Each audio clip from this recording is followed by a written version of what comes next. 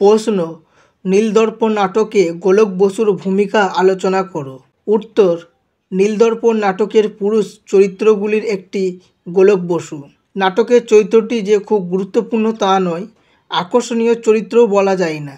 তবু উদ্দেশ্যমূলক এই নাটকে গোলক বসুর চরিত্রের মধ্য দিয়ে নাট্যকার একজন সত্যবাদী, ভালো মানুষ, মর্যাদাসম্পন্ন জোদ্দারকে দর্শকের সামনে হাজির করেছেন।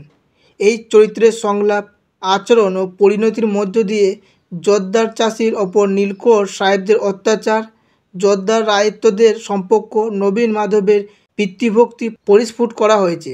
গোলক বসু নরম মনের মানুষ, সরল, ধর্মনিষ্ঠ, নির্ঝঞ্ঝাট এই মানুষটিকে কয়েদ করে নীলকর সাহেবেরা নবীন মাধবকে জব্দ করতে চেয়েছেন। নাটকের প্রথম গর্ভাঙ্কেই গোলক বসুর সঙ্গে আমাদের পরিচয় হয়।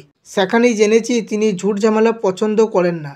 সাহেবদের সঙ্গে পেরে ওঠা সম্ভব নয় জেনেই তিনি 60 বিঘে জমিতে নীল চাষ করতে রাজিও হন। তবু মিথ্যা অভিযোগে তাকে ধরে নিয়ে গিয়ে বিচার করা হয়। সে অপমান সহ্য করতে না পেরেই তিনি জেলখানায় আত্মহত্যা করেছেন। তার আত্মহত্যায় নাটকের মোড় ঘুরিয়ে পরিণতির দিকে ঠেলে দিয়েছে।